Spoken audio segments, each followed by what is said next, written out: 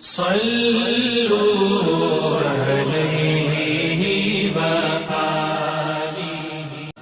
بخاری حدیث نمبر 87۔ قبیلہ عبد القیس کا وفد رسول اللہ صلی اللہ علیہ وسلم کی خدمت میں آیا۔ آپ صلی اللہ علیہ وسلم نے دریافت کیا کہ کون سا وفد آیا ہے یا یہ کون لوگ ہیں؟ انہوں نے کہا ربیعہ خاندان کے لوگ ہیں۔ آپ صلی اللہ علیہ وسلم نے فرمایا کہ مبارک ہو قوم کو آنا یا مبارک ہو اس وفد کو جو کبھی نہ رسوا ہو نہ شرمندہ ہو۔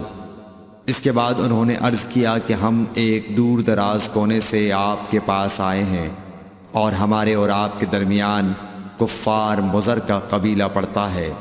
اس کے خوف کی وجہ سے ہم حرمت والے مہینوں کے علاوہ اور ایام میں نہیں آ سکتے، اس لیے ہمیں کوئی ایسی قطعی بات بتلا دیجئے کہ جس کی ہم اپنے پیچھے رہ جانے والے لوگوں کو خبر دے دیں اور اس کی وجہ سے ہم جنت میں داخل ہو سکیں۔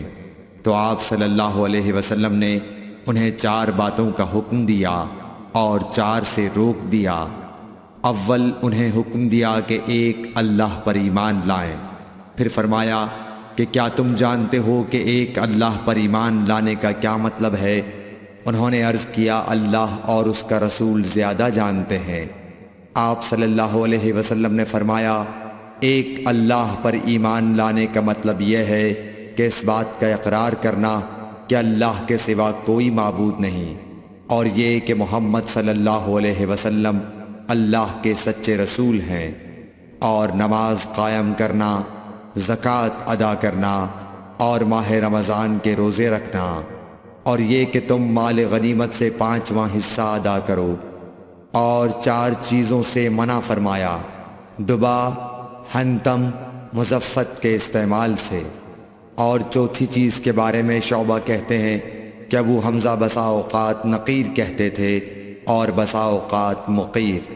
اس کے بعد رسول اللہ صلی اللہ علیہ وسلم نے فرمایا کہ ان باتوں کو یاد رکھو اور اپنے پیچھے رہ جانے والوں کو بھی ان کی خبر کر دو۔ صحیح بخاری حدیث نمبر 88۔ عقبہ نے ابو احاب بن عزیز کی لڑکی سے نکاح کیا تو ان کے پاس ایک عورت آئی اور کہنے لگی کہ میں نے عقبہ کو اور جس سے اس کا نکاح ہوا ہے اس کو دودھ پلایا ہے۔ یہ سن کر عقبہ نے کہا مجھے نہیں معلوم کہ تو نے مجھے دودھ پلایا ہے، نہ تو نے کبھی مجھے بتایا ہے۔ تب سوار ہو کر رسول اللہ صلی اللہ علیہ وسلم کی خدمت میں مدینہ منورہ حاضر ہوئے اور آپ سے اس کے متعلق دریافت کیا تو آپ صلی اللہ علیہ وسلم نے فرمایا کس طرح تم اس لڑکی سے رشتہ رکھو گے، حالانکہ اس کے متعلق یہ کہا گیا۔ تب عقبہ بن حارث نے اس لڑکی کو چھوڑ دیا اور اس نے دوسرا خاوند کر لیا۔